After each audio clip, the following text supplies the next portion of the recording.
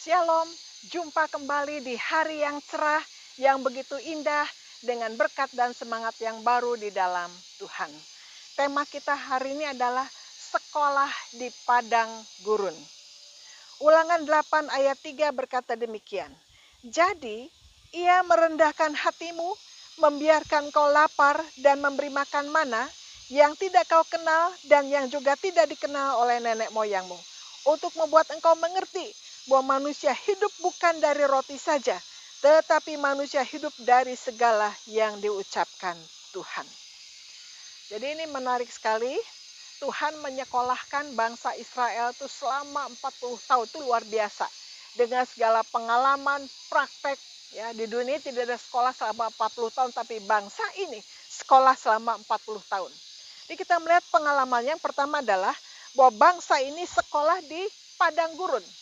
Lamanya berapa lama? Lamanya adalah 40 tahun. Ya. Dan yang menarik yang ketiga adalah sekolah 40 tahun nggak lulus-lulus. Jadi mahasiswa abadi, tidak lulus-lulus. Dan bagaimana metodenya? Ya, metode dari Tuhan sekolah di padang gurun. Yang pertama, membiarkan bangsa ini lapar. Nah, ketika lapar mereka berteriakan, lapar, tidak ada makanan. Lalu Tuhan memberikan mana. Mana ini sejenis roti yang memang tidak diketahui oleh nenek moyang mereka, suatu yang baru dari Tuhan.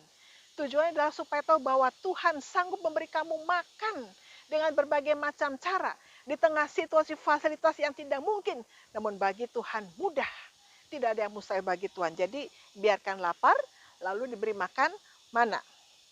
Yang kedua metode adalah perut mereka itu memang tadi dibiarkan lapar, jadi lewat perut inilah ya. Nah, biasanya kalau perut lapar itu yang ada kemarahan dan hawa nafsu.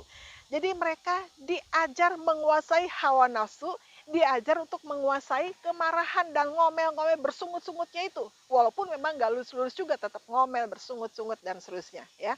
Jadi metode itu membiarkan lapar dan menguji perut mereka, hawa nafsu mereka, supaya mereka betul-betul dikendalikan dan terkendali. Tujuannya adalah tujuan sekolah tadi dibiarkan lapar, gitu ya. Kemudian dibiarkan supaya ketika mereka marah ya diujilah kemarahan mereka mau sampaikan, mereka marah dan ngomel-ngomel. Di situ Tuhan melihat bangsa ini. Tujuannya adalah supaya mengerti bahwa manusia hidup bukan dari roti saja tapi dari firman Tuhan. Intinya adalah bahwa supaya bangsa ini mengerti bahwa yang perlu itu bukan hanya fisik saja, bukan jasmani saja, bukan makanan saja, tapi terutama Tuhan yang menjadi sumber segala berkat, sumber yang luar biasa yang dapat memberikan makanan dalam bentuk apapun juga, kapanpun dan dimanapun. Ini sekolah yang Tuhan berikan, yang Tuhan izinkan untuk bangsa Israel. Sekolah di padang gurun. Ya, kadang-kadang Tuhan izinkan kita juga sekolah di padang gurun. Mungkin waktu kita 10 tahun dalam hidup ini, 20, 30, 40 tahun, atau berapa puluh tahun pun Tuhan izinkan. Ketika Tuhan izinkan kita sekolah, melewati padang gurun, tingkat kesulitan, tekanan, kekurangan, air mata, apakah kita kembali kepada Tuhan? Intinya di situ.